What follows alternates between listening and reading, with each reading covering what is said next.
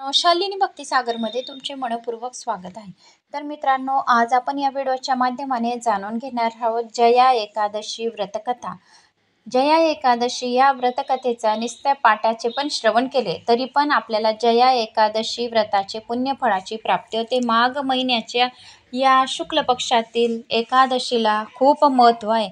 या माघ महिन्यात आपण जे जप तप व्रत वैकल्प्य करतो, दान धर्म करतो, ज्या मंत्राचा ज्या स्तोत्राचा आपण जप करतो त्याचे आपल्याला करोडो गुणा पुण्यफळाची प्राप्ती होते आणि ते फळ आपल्याला वैकुंठ लोकामध्ये मिळते. तर अशा या एकादशी व्रताचे महात्म्य, एकादशी व्रताची कथा आपण आज या व्हिडिओच्या माध्यमाने ऐकूया. कोणी चॅनलला नवीन आलं असेल तर लाल बटनवर सबस्क्राईब करा, ऑलवर क्लिक करा, जास्तीत जास्त जणांना शेअर करा. कुठून कोणत्या गावाहून तुम्ही माझा हा व्हिडिओ ऐकत आहोत आपल्या गावाची कमेंट्स नक्की करा. श्री गणेशाय नमो नमः. शालिनी भक्तिसागर कथावर विष्णुस्तुती, विष्णुस्तोत्र, विष्णू गायत्री मंत्र आलेले आहेत एकादशीसाठी. तर तुम्ही त्या चॅनलला भेट द्यावी. ते माझं सेकंड चॅनल आहे. श्री गणेशाय नमो नमः. हिंदू दिनदर्शिकेनुसार माघ महिन्यातील शुक्ल पक्षातील एकादशी तिथीला जया एकादशीचा उपवास केला जातो. या दिवशी विधीनुसार भगवान विष्णूची पूजा केली जाते. यावर्षी जया एकादशी 12 फेब्रुवारी शनिवारी रोजी आहे. एकादशी व्रताच्या दिवशी व्रतकथा अवश्य पाठ करावी आणि जास्तीत जास्त ओम नमो भगवते वासुदेवाय नमः या मंत्राचा जप करावा. एकादशी व्रताची कथा. एकदा अर्जुनाने भगवान श्रीकृष्णाला विचारले, हे देवा, आता कृपया मला सविस्तर सांगा की माघ महिन्याच्या शुक्ल पक्षातील एकादशीचे महत्त्व काय आहे.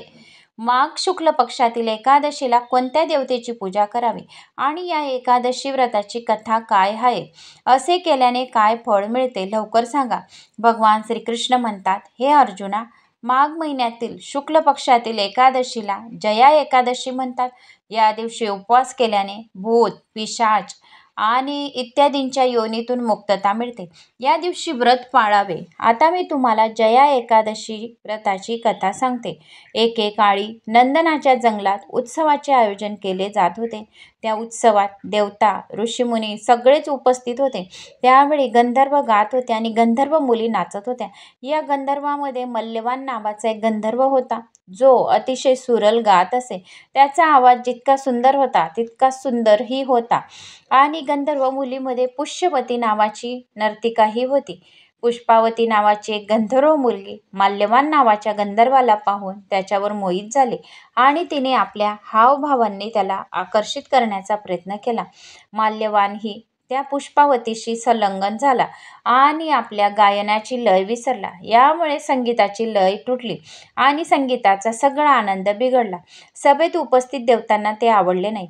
मल्यवानाच्या त्या कृत्याने भगवान इंद्र चिडतात आणि त्याला स्वर्गापासून वंचित राहण्याचा शाप देतात आणि मृत्यूच्या जगात पिशाचसारखे जीवन उपभोगते, कारण तू संगीतासारख्या पवित्र साधनेचाच नव्हे तर सभेत उपस्थित असलेल्या शिक्षकांचा सुद्धा अपमान केला आहेस. भगवान इंद्राच्या शापाच्या प्रभावाखाली ते दोघंही हिमालय पर्वताच्या जंगलात पृथ्वीवर पिशाच जीवन जगू लागले. दोघांनी हिमालयातील एका झाडावर आश्रय घेतला.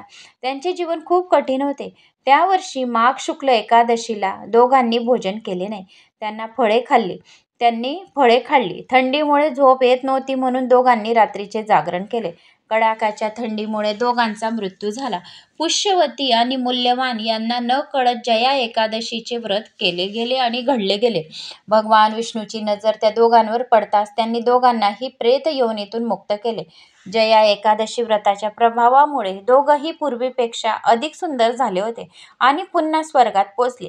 पुष्यवती आणि मल्यवान यांना पाहून इंद्रदेव आश्चर्यचकित झाला. तेव्हा दोघांनी देवराज इंद्राला जया एकादशीचे व्रताचे महात्म्य सांगितले आणि भगवान विष्णूचा महिमा पण सांगितला. हे जाणून इंद्रदेवही आनंदित झाले आणि त्यांनी दोघांना पुन्हा स्वर्गात राहण्याची परवानगी दिली.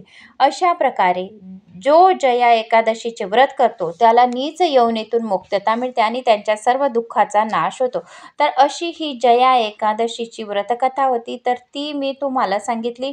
तर मला अशी आशा आहे की तुम्हाला माझी ही व्रतकथा आवडली असेल. आवडल्यास एक लाईक करा, चॅनलला सबस्क्राईब करा. कुठून कोणत्या गावात तुम्ही माझा हा व्हिडिओ ऐकत आहात आपल्या गावाची कमेंट्स नक्की करा.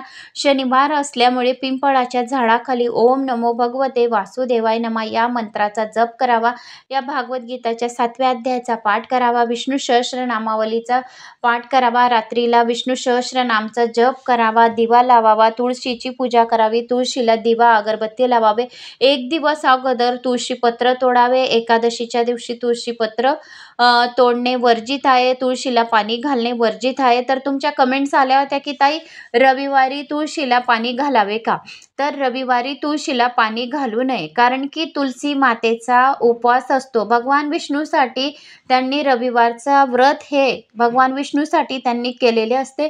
म्हणून रविवारच्या दिवशी तुळशीला पाणी घालणे वर्जित आहे. म्हणून कोणीही तुळशीला पाणी घालू नये आणि ओम नमो भगवते वासुदेवाय नमः या मंत्राचा जप करावा. फक्त नमस्कार करावा. Like, share, subscribe.